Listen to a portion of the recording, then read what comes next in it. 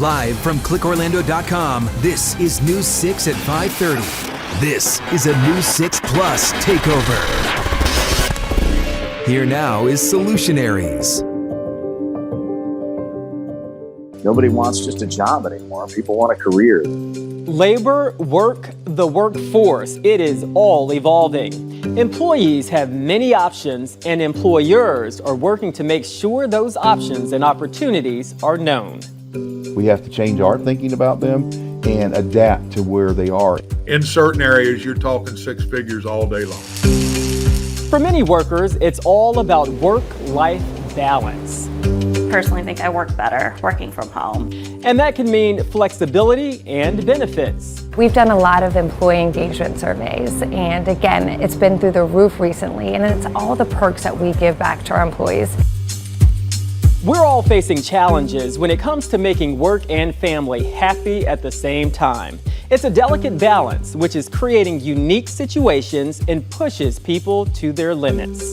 There's no question that burnout causes people to leave. And burnout can lead to larger issues. Quiet quitting is just one. And according to experts, rethinking employer-employee dynamics might be a necessary step to fixing things.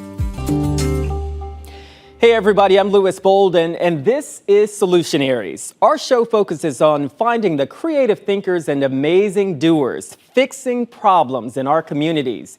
Today, what's working and who isn't? A look at work and labor and the solutions making things better. Today we start in Detroit, focusing on solutions to burnout, quiet quitting, quiet firing, and more. What you're finding now is just a general level of exhaustion in the workforce, which is leading to apathy. And people are just getting so burnt out that they really almost stopped caring.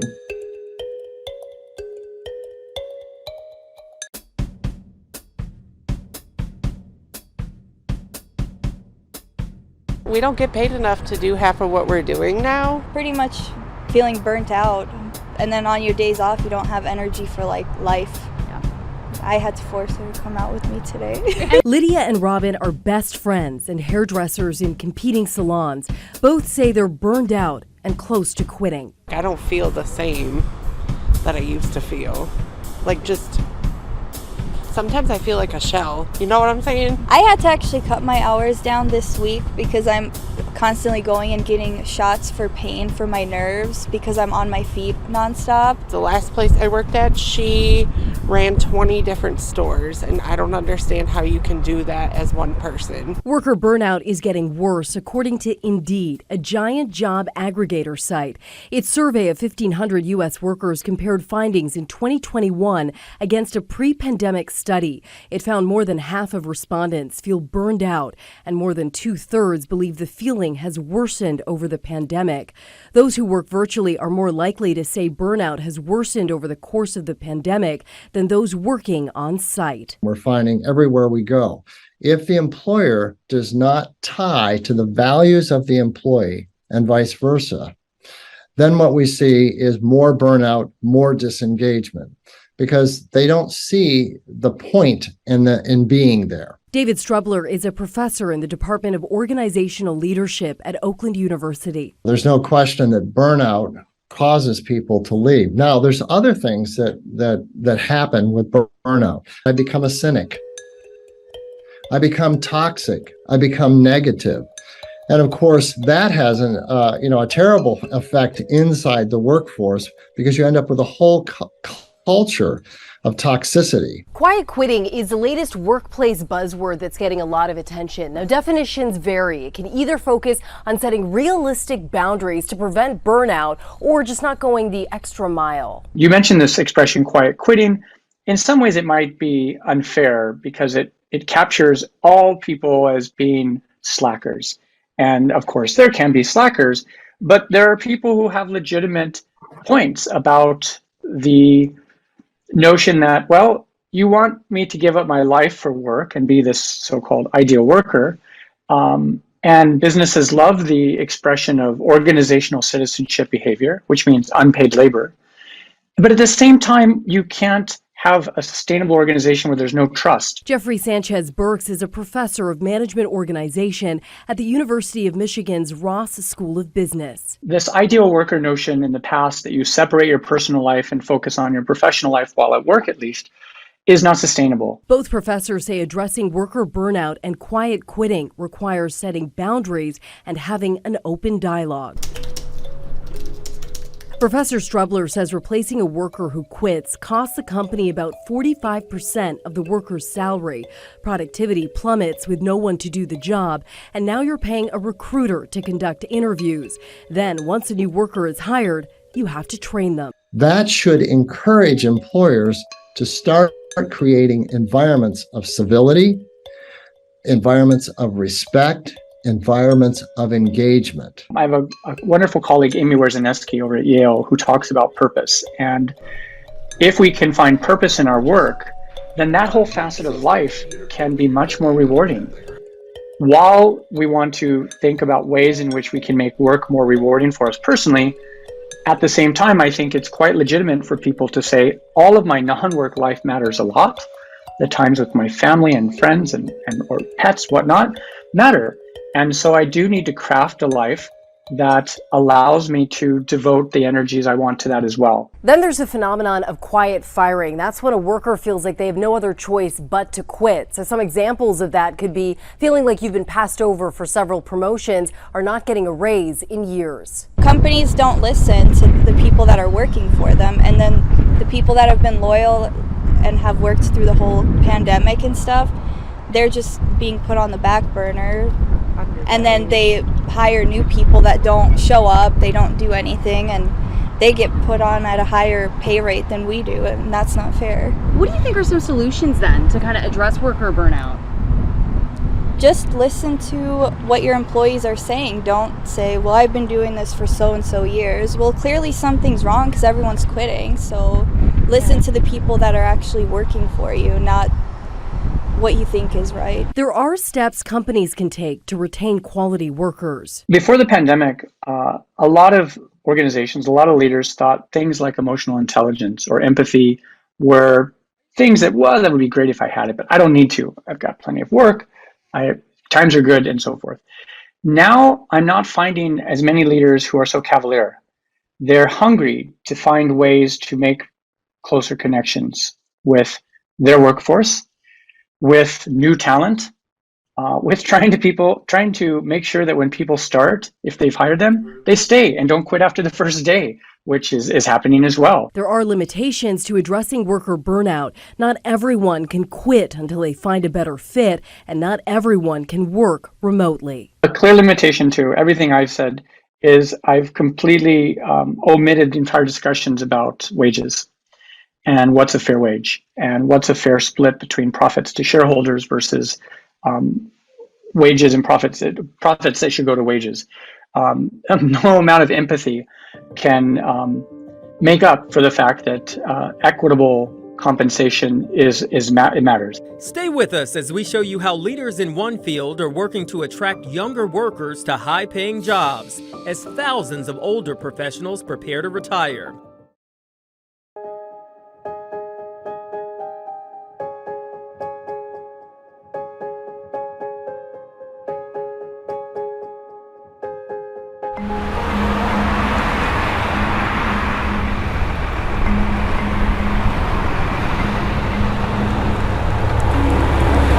I'm Rohani. I'm a lawyer in New York City. I work in the finance department of a law firm. The city that never sleeps can be both energizing and exhausting. And while it may look like Rohani Mayera's working from her NYC office, zoom out and you'll see a different backdrop. Is it a good change from New York? Yeah, it's been really incredible to be here. She's on a 1-month getaway in Jacksonville Beach, Florida. But this is no vacation. I think the actual documents are good. I have a full setup. I actually have an excellent setup. As you can see, I have a big monitor. My laptop's connected. Her law firm is allowing its staff to work from anywhere in the world for 30 days. She chose this short-term rental as her temporary office. Some of your colleagues, where are they working from? There are people they're in Maine. A lot of people are visiting family around the country. There are a couple of people in Europe. Have you had problems staying focused? No, I personally think I work better working from home. There's less distractions, there's less people coming in and out of the office. So it's quiet when I want it to be, and I can step outside when I need to. College students we spoke to seem to be in consensus. Something that I can work from home basically because I want to travel. I don't want to just be in a confined space, so anywhere around the world would be nice. Thanks to the pandemic, technology, and just trends, traditional office life is becoming less appealing. So you don't want to go into an office, No. dress up? No, 9 to 5, sit in a cubicle, no. Let's take a look at some of the studies from Owl Labs. They surveyed people all across the world. Globally, 56% of companies allow remote work. 16% of businesses are fully remote. Those who work remotely are 24% more likely to feel happy and productive in their roles versus those who don't or cannot work remotely. 34% of American workers would take a pay cut, up to 5%, for the ability to work remotely.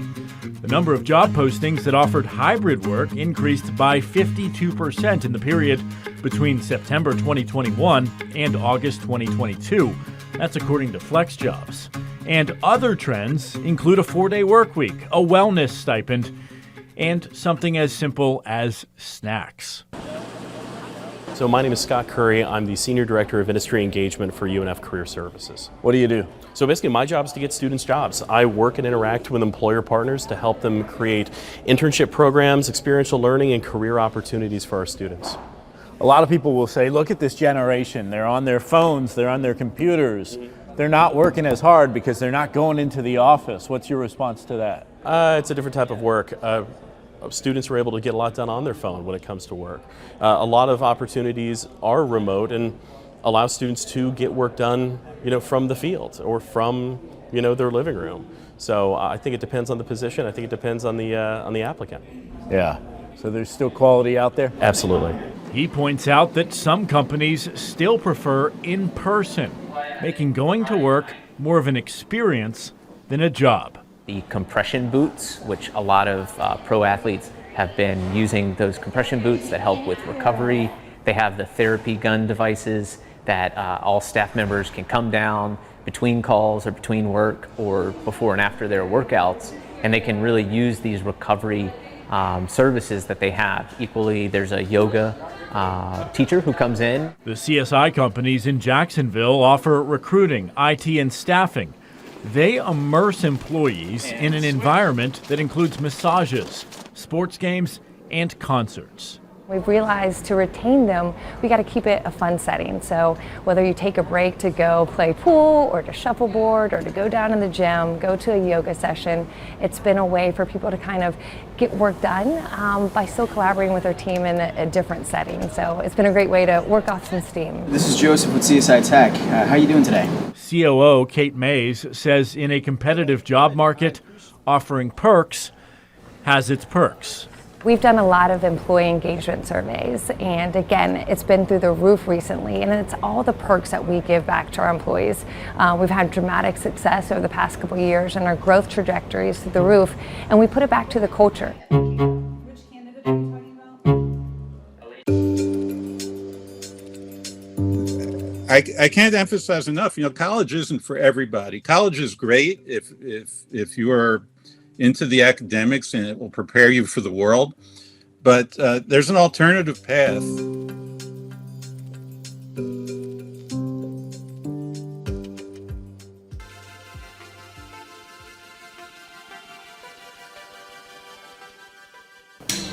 I never wanted to be 9 to 5.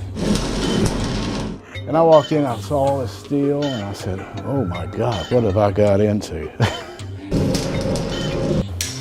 My name is Bobby Nost, and I've been an iron worker since 1984. Any regrets all those years later? Absolutely not. Some say they're part of a fading tradition, a legacy of steel, welding, and hard work. the American iron worker. Any infrastructure that you see in this country, any skeleton, every building, every bridge, every skyscraper starts with us. How would you describe the life of an iron worker? It is a hard, difficult job. You know, I've done 14, 15-hour days. It's not a 9 to 5, it's more of a lifestyle. If you're willing to work and not afraid of heights, it's definitely something to look into. You know, I had to replace the lightning cables on pad 40 after the rocket blew up at SpaceX, and that was I think that's like 305 feet or something like that. You didn't blink? That's the job. Daniel Aldinger is a third-generation union man, a journeyman iron worker for nearly 2 decades now. Being in a union was something that was instilled in me very young. Aldinger is in his early 40s, a family man with financial security. And I got medical insurance, I have a pension, and an annuity. But he wonders about the next generation. You know, for a long time in this country, we've put the trades on the back burner. The average age of the tradesman is just kind of creeping up and up and up. Your average age of a welder, I think, is in the 40s or 50s these days. Jason Jagiri, like Aldinger, is in his 40s. A trade school is just as good as going to college. He tells News 6 he's seeing fewer men join the ranks of the paid apprentice program. In fact, the men on this crew are 2 of the last in line. How important is that apprentice program? Very important. So anybody can come in with no skills at all. Put my side in first. By the end of your 4 years, you're completely certified in all different aspects of the ironworking trade. That's money. It's earn while you learn. It does not cost them anything. There's no college loans once they get done. Ground him off to that clip over there to the structure. And I think the apprentice numbers right now are at about 15,000 apprentices. And we really are striving around the country to get that number more up towards 20,000. Start cutting out that deck whenever you get a chance, all right? The people that actually come out here and work in the field is a dying breed. In the next 10 years, the U.S. Bureau of Labor Statistics projects America will need more than 16,000 iron workers. That's based on 9,000 additional iron workers, and more importantly, more than 7,000 on the job now, expected to retire. So you're telling me you need more people? Oh yes, everybody does, yes. It's a nationwide thing. Bobby Nost is the union's business manager and architect of Local 808's push to hire new personnel. Part of that strategy, the lure of the union benefits package. Our worker is making a whole package of $44 an hour, $27, $25 on their pocket, we call it on the hip, and then $16 worth of benefits. So money can be made. Oh yes. In certain areas, you're talking 6 figures all day long. Kenny Waugh is the Director Industry Liaison for the International Iron Workers based in Washington, D.C. We are in job fairs all over the country daily. Think of him as Bobby Nost's counterpart on the national international stage, recruiting potential workers from Orlando, Jacksonville, Houston, Detroit, just a fraction of the 157 union offices hiring in the U.S. and Canada. What about the next generation? Why aren't there takers right now? You know, that's a really tough question, and I think we have to eliminate the stigma that this is just a job you have at the summer in between colleges, because this is more than a job. Like, this is my career, this is my life. Is it possibly that they don't understand what the job's all about? I think it's that they don't understand, and I think that we need to do a better job at maybe getting it out there to them. I call it the best kept secret. The iron workers have identified the challenge to recruit the next generation. We're coming at every angle there is. We're in PTA meetings, you know, as young as some kids 10 or 12 years old that we're getting in front of. You can't start too young. A 21st century recruiting blitz built to grab the attention of the smartphone generation in person and via social media platforms. These young people were born with something electronic in their hand. We have to change our thinking about them and adapt to where they are and use what they have as skills and what we sometimes think is a hindrance and make it positive. And I think that's what's going to make it different. Solutions can be hard to come by, but our team is working to bring them to you. Maybe you know of an issue that needs answers. If you do, we want to know about them. Head to solutionariesnetwork.com and send us your ideas and your feedback. Become part of the conversation. And of course, you can watch Solutionaries anytime on News 6 Plus. Just download the app and catch all of our shows.